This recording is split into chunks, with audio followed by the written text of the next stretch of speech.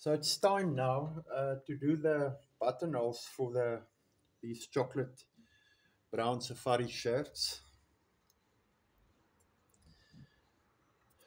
Um, I'm only finishing it today because last week I went camping with my dad. It was a lovely week in the bushveld.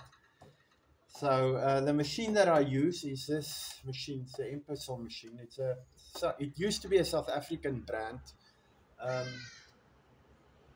they used to manufacture the machines in South Africa, but now the brand is, like all machines, it's manufactured overseas. Um, uh, this is the first machine that I got. It was a gift from a friend of mine, and it's a lovely machine. Unfortunately it's not a it's a entry level machine, and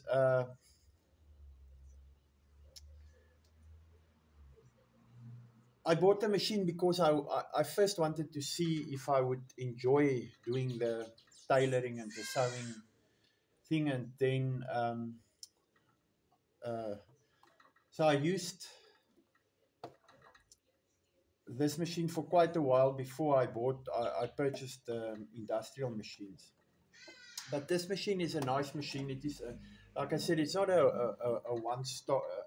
a one step buttonhole machine, but it's working fine. I've never really had troubles with the machine. I know that there are people that don't like the Impersol machines, but this is a good machine. There's nothing wrong with this machine. If you want to learn how to do sewing and you've never done it before, then these machines go for a good price. I've made many things on this machine. You won't be able to sew jeans really with this machine, even if you use a jean needle. But I'm more or less happy with the machine. So I'm just doing a test stitch here to make sure that I'm happy with the size of the buttonholes first. I've already marked the buttonholes, so it's just a question now of sewing all of them.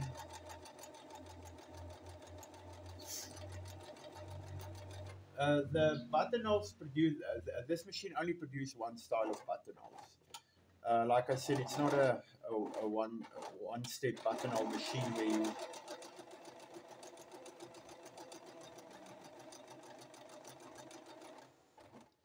but I'm happy with the buttonhole sort of.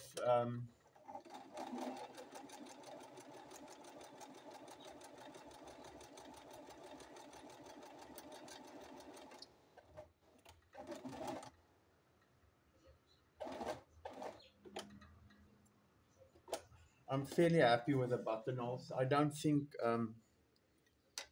I think if you want perfect, absolute perfect buttonholes, then it is probably better to purchase a buttonhole machine rather than buying any type of domestic machine that does buttonholes. But I've seen a lot of the one-step buttonhole machines are good machines as well. I think if you want professional looking buttonholes, then it's probably better to do the buttonholes with your hand. Here's a buttonhole. I just might put a pin in there so that when I put the seam ripper through, you don't damage the cloth. And the idea is just to make sure that the size of the buttonhole is fine. You don't damage the cloth, and then you've got trouble fixing that buttonhole again. So the idea is just to make sure that the buttons fit, that I'm happy with everything here.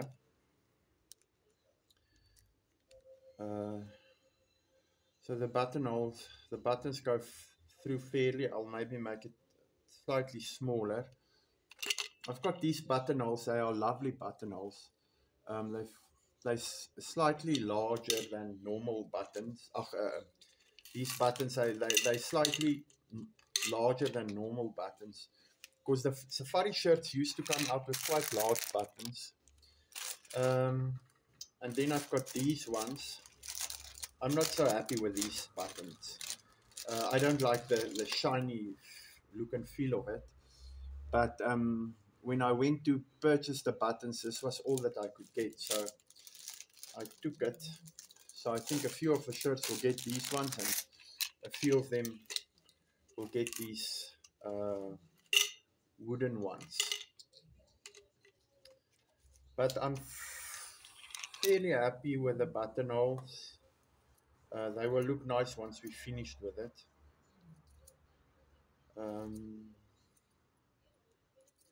Yeah, so this machine is it's basically, you do the buttonholes in 4 steps. You first secure it at the end, and then you go forward, and then you secure again, and then you go backwards. I think one of the things that I'm maybe not fully happy with is the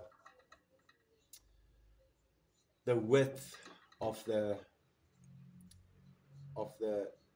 buttonhole between the two, that part there. I think maybe this machine, I think they're going to be a little bit larger.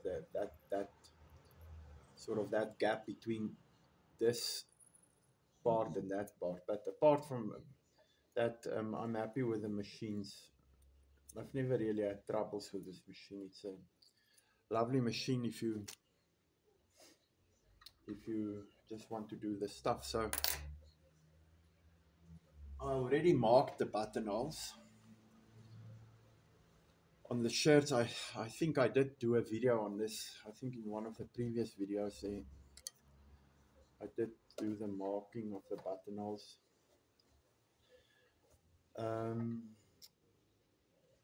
These ones are sort of spaced out 11 centimeters.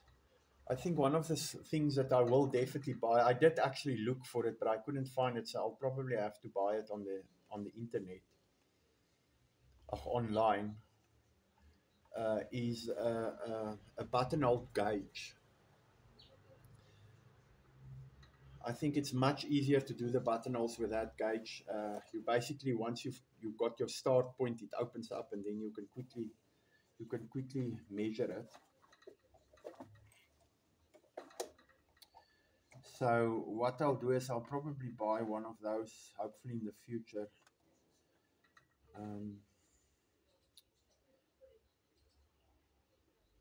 When I start making much more of these shirts.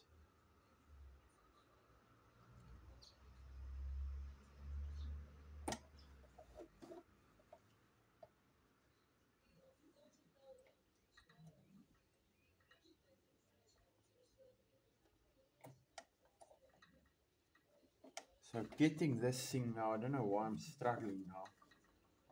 Getting it aligned here. Not sure why. But here it is. So I'm happy with this. I think it looks fine. I can take the needle out now. And then do the first buttonhole.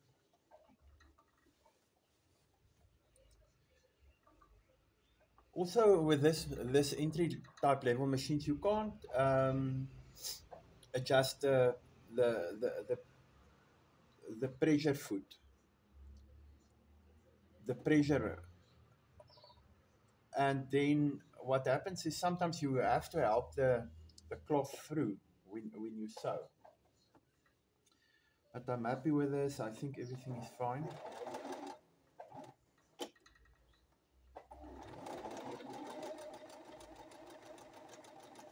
So sometimes the cloth don't pull through properly if you can't adjust the pressure of the pressure foot. So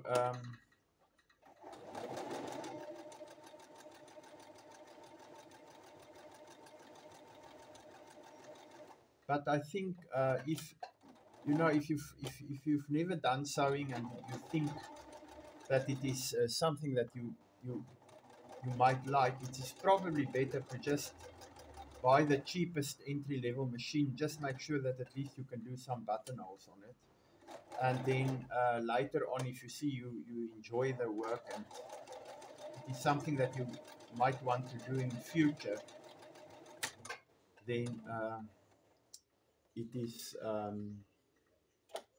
you can think about it. You can buy it. Not sure what's going on here now. I think there was something wrong here, but in any case, so yeah, so the buttonhole looks quite good. There's nothing wrong with the buttonhole. Everything is fine. So we'll just open it up now.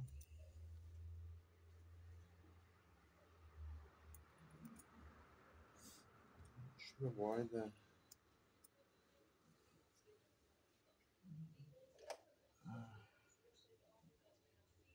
the thread broke, but in any case, it looks good.